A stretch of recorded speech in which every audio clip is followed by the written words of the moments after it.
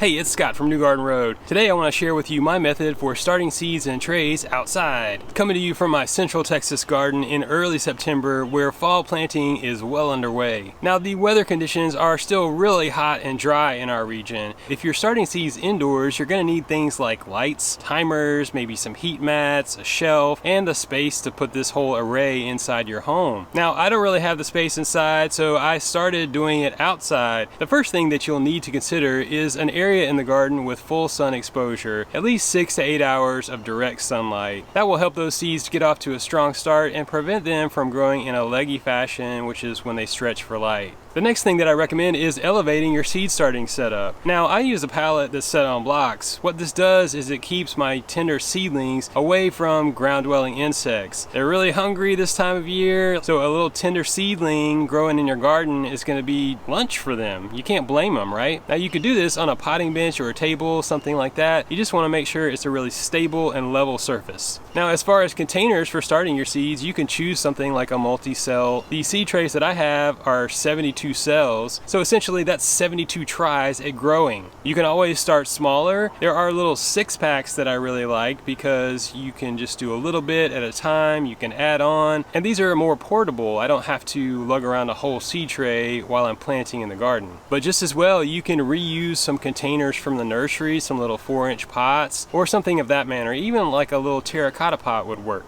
After you've got your container selected, you're going to need something that will hold water underneath it, like a tray or a saucer. And I'm going to get into this coming up, but this is going to be really important as your seeds sprout. And now you're going to need to fill those trays or containers with a seed starting mix. You don't want to put garden soil in there. It's really too heavy and compact. It will inhibit root development. Potting soil could work. However, sometimes it has larger particulates in there that can inhibit seeds from coming up really well. Now you could put it through a sifter and screen out some of the heavy materials, and that would work just as well. Once I fill up my trays, I tamp it down a little bit, make sure that potting mix gets settled in there. I don't really compress it after that. I wait until I plant my seeds. But yeah, now it's essentially time to start planting. You want to make sure you have some labels handy. Label as you go. Be really deliberate. Keep track of where you're going. If you're anything like me, I screw up from time to time. I double plant. I mix varieties. It doesn't happen that often, but it can happen easily if you're not really focused. So document,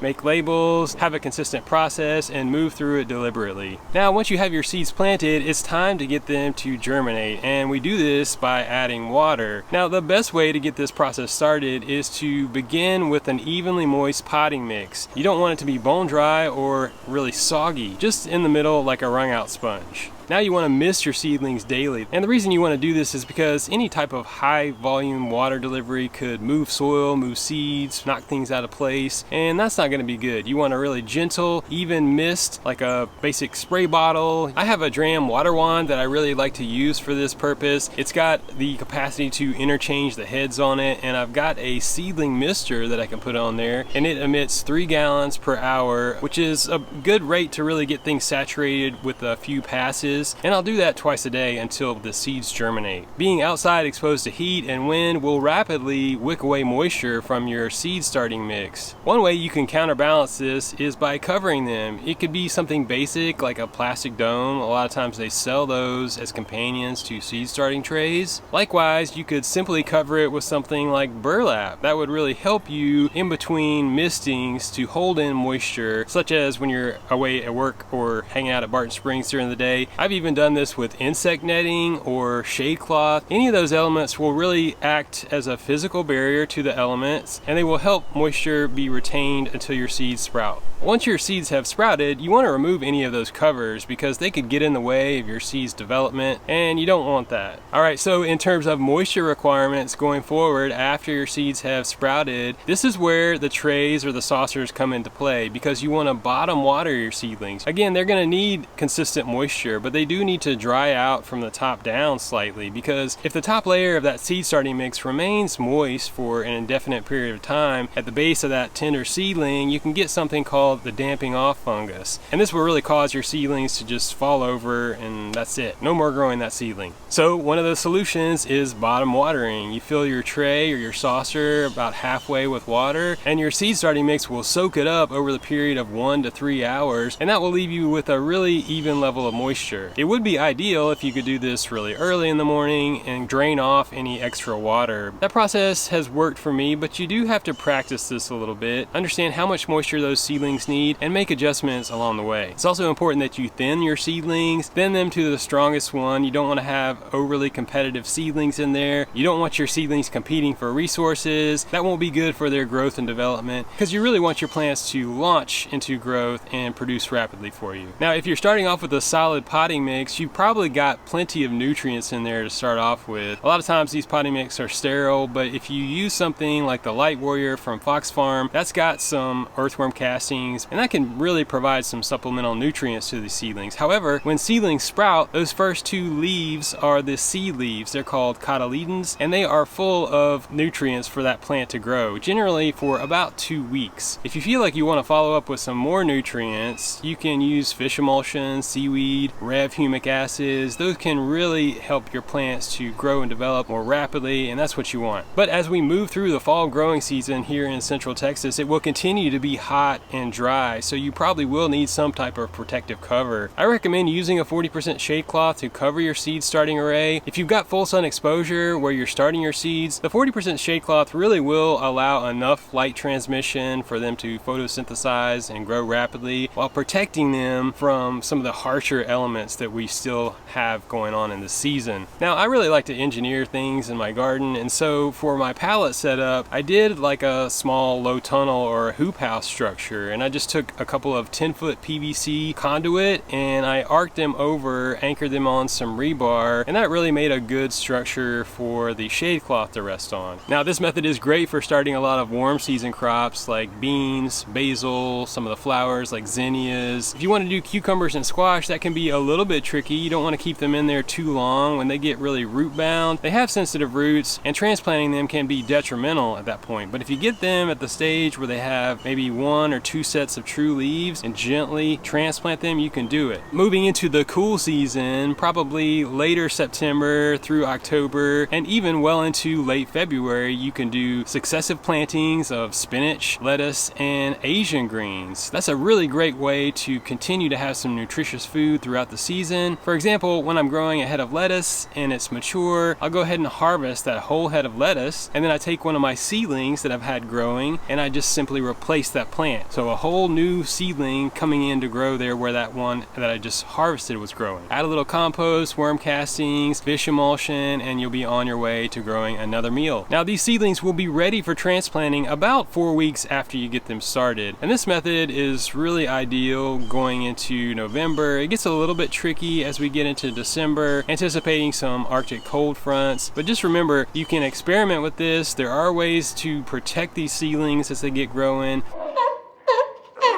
Here it comes. That's what we're growing it for. Planes flying over, water break. Now check out more awesome gardening videos on my channel. Like this video and follow New Garden Road for weekly content. You can grow your own food. Keep it organic.